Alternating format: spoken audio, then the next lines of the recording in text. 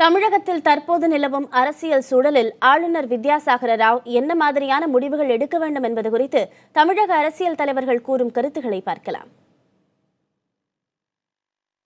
அரசியல் சாசனத்தின் அடிப்படையில் உடனடியாக கவர்னர் அவர்கள் சட்ட ரீதியான நடவடிக்கை எடுத்து ஒரு நல்ல நிலையை தமிழகத்திற்கு உருவாக்கி தர வேண்டும் என்ற அந்த கோரிக்கையை தான் வற்புறுத்தி அவரிடத்தில் எங்களுடைய மனுவில் அதை குறிப்பிட்டு சொல்லி எழுதி கொடுத்திருக்கிறோம். நேரடியாக அதை சொல்லியிருக்கிறோம்.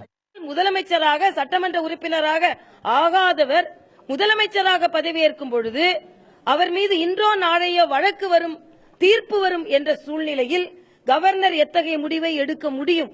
கவர்னரின் கடமை ஏதோ பதவி பிரமாணம் செய்து வைப்பது மட்டுமல்ல, நிலையான ஆட்சியாக அது இருக்கிறதா, அது நிலையான தன்மையை கொண்டிருக்கிறதா?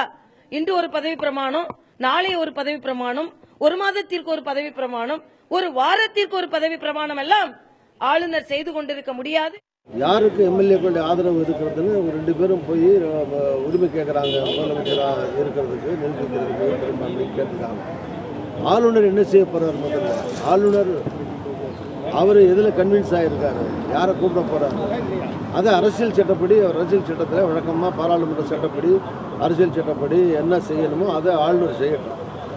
அதுதான் இப்போதைக்கு இம்மீடியட் தேவை.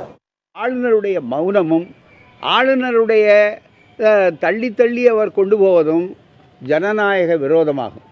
எனவே உடனடியாக இதை செய்ய வேண்டும் என்று சொன்னால் அவர்கள் அழைத்து, யார் மெஜாரிட்டி இருக்கிறது சொல்லுகிறார்களோ அவர்களை அழைத்து உங்களுடைய பெரும்பான்மை இந்த தேதிக்குள்ளாக நீங்கள் நிரூபித்து காட்டுங்கள் சொல்லுவதுதான் அரசியல் சட்ட கடமை.